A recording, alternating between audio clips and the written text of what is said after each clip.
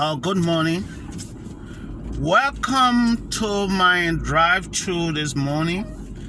I've been off the air for a couple of days now. Number one, my laptop got a serious problem. It just stopped working. So Satan shouldn't waste his time, because if you crash the old one, I will still buy a new one to do the work of God. But my drive-through this morning is allaboutliberia.com. You know, I'm a twin father. I divide myself between Canada and Liberia. As I talk about issue and talk about make presentation on the gospel, both Canada and Liberia, I'm standing right in between there. So, the issues with our nation is that Liberia is now at the crossroad. At a crossroad, and is at the brinks of the final death of our nation. Now, we have a nation where the issue of political power has become a serious issue, a setback for our nation, because you can hardly find someone who wants to do stuff without the presidency. We stayed years in Ghana. We saw the Ghanaians, everyone going to school and involving into businesses.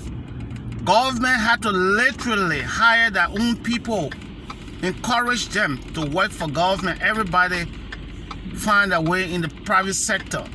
Unlike Liberia, we have taken the entire private sector and mortgaged it to foreigners. Very bad business people who have come in the country to drain the country of its natural resources, while the people of the nation, the young generation that make up 80% of the population of our country, that all in ruins in their own country after a devastating war that took place and lasted for 14 years. We are living a no war, no peace situation, and for the fact that people cannot sleep at night because this very young generation that we have destroyed and now become a lethal weapon for the nation. The kids are going against their own nation in every way. They're doing everything to survive. We have given names and stereotypes to a vulnerable sector of our nation and call a certain group Zogos.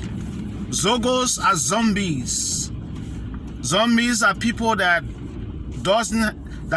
walk like they have life, but they have no life. That's what we has become of our nation, Liberia. I went back home and realized that Liberians are now living in the graveyard, in cemetery. They take up the dead body from the tombs and underground grave, and then they are residing in the graves. And every young kid near them have turned to drugs, dangerous drugs. All kind of social disorder has grabbed our nation, Liberia. But I come to tell you,